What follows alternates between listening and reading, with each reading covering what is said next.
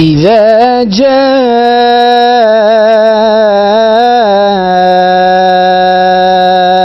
نصر الله والفتح ورأيت الناس يدخلون في دين الله أفواجا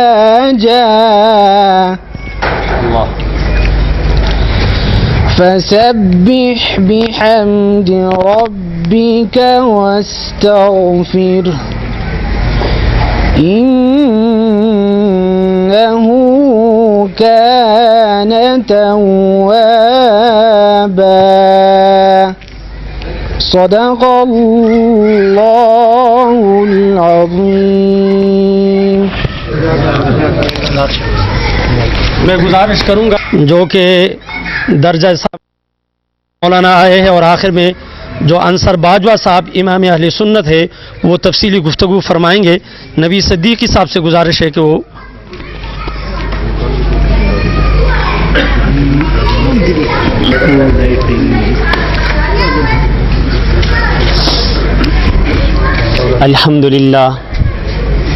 الحمدللہ وکفا وحدہ وحدہ والصلاة والسلام علی من لا نبی بعدہ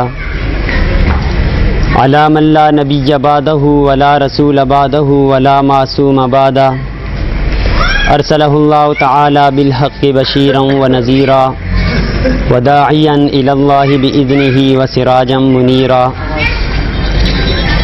قال اللہ تبارک وتعالی فی کلامہ المجید اما بعد فاعوذ باللہ من الشیطان الرجیم بسم اللہ الرحمن الرحیم قل جاء الحق وزهق الباطل ان الباطل كان زهوقا.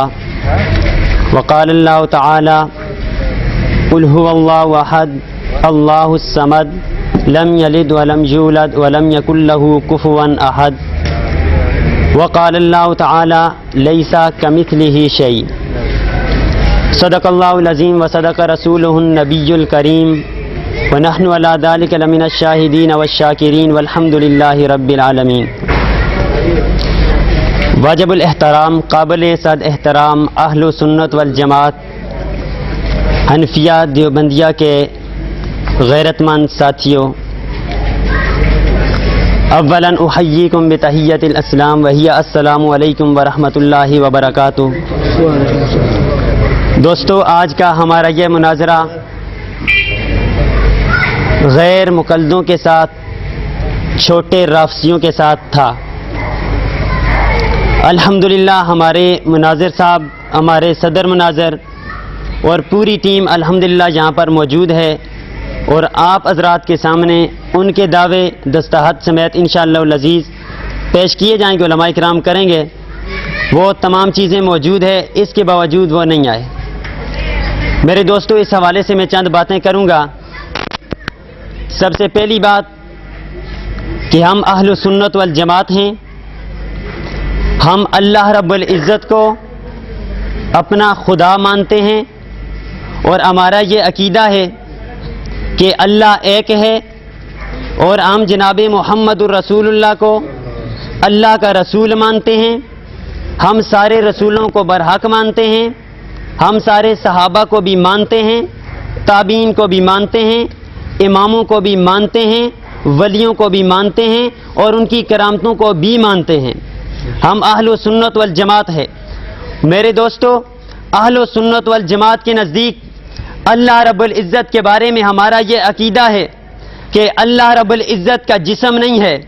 اللہ رب العزت کے بارے میں ہمارا یہ عقیدہ ہے کہ لیسا کمثلہ شیء، کہ اس جیسا کوئی نہیں ہے. وہ ہمارا خدا ہے، وہ ہمارا مشکل کشا ہے، وہ ہمارا حاجت روا ہے، وہ ہمیں اولاد دینے والا ہے، وہ ہماری مشکلوں کو حل کرنے والا ہے، وہ بیماریوں کو دور کرنے والا ہے، وہ سورج کو چلانے والا ہے، وہ چاند کو پیدا کرنے والا ہے. اس خدا نے آسمانوں کو بنایا ہے، اس خدا نے زمینوں کو بنایا ہے. وہ اللہ ہمارا مشکل کشا ہے اور وہ اللہ کسی چیز کا محتاج نہیں ہے.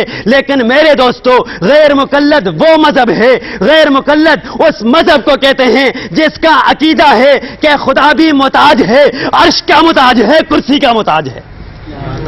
میرے دوستو، جو خدا کو محتاج مانے میں اسے مسلمان نہیں سمجھتا، بولیں جو خدا کو محتاج مانے میں اسے مسلمان نہیں سمجھتا، میں اسے مسلمان نہیں سمجھتا۔ آپ مسلمان سمجھتے ہو؟ نہیں۔ جو محتاج ہے وہ خدا نہیں، جو محتاج ہے وہ خدا نہیں، ڈٹ کے بولو، جو محتاج ہے وہ خدا نہیں، جو خدا ہے وہ محتاج نہیں، اور غیر مکلف کے ہیں خدا بھی محتاج ہے، بیٹھا ہے عرش پہ، سبحان اللہ، اس کے لیے جگہ تم مقرر کر رہے ہو۔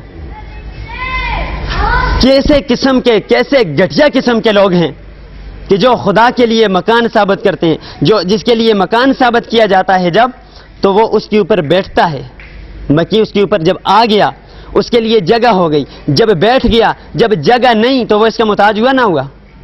بولیں، جو خدا کو کسی کا محتاج کسی چیز کا سمجھے وہ مسلمان۔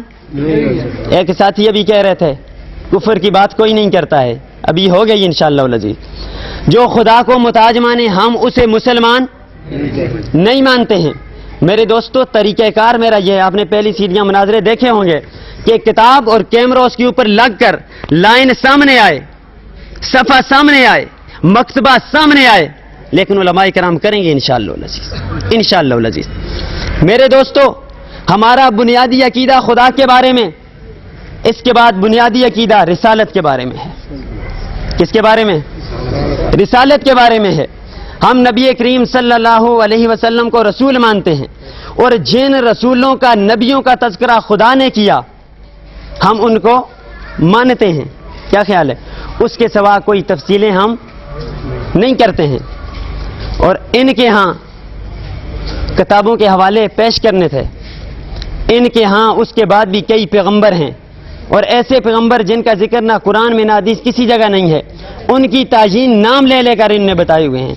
میرے دوستو، جو اس طرح کی باتیں کریں ہم اسے بھی مسلمان نہیں مانتے ہیں۔ باقی رہ گئی بات ان کے عقائد مکمل طور پر بیان کرنے، اس پر بات کرنی، انشاءاللہ العزیز بات کریں گے۔ آخر ان کے عقائد رسول اللہ صلی اللہ علیہ وسلم کے بارے میں بھی اور باقی صحابہ کرام کے بارے میں بھی ان کو کافر تک، فاسق تک کہتے ہیں۔ خدا کے بارے میں عقائد خراب ہیں۔ یہ کیوں ہے؟ وجہ کیا ہے؟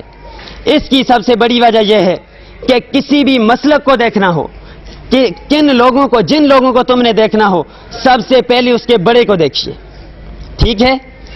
ان کا تو پہلے وجود تھا ہی نہیں، 1888 کے اندر ان کا وجود ہوا، اس سے پہلے بالکل نہ تھے۔ 1888 کے اندر آ کر کے ایک بندہ گجرانوالا کے اندر، علی پور چٹھا کے اندر، اس نے یہ اعلان کیا کہ حسبنا کتاب اللہ، ہمارے لیے ایک کتاب کافی ہے۔ اس بندے کا نام عری چند ہے، اس کے باپ کا نام دیوان چند ہے۔ وہ بندہ یہ اعلان کرتا ہے اور قوم کے اعتبار سے کھتری ہے۔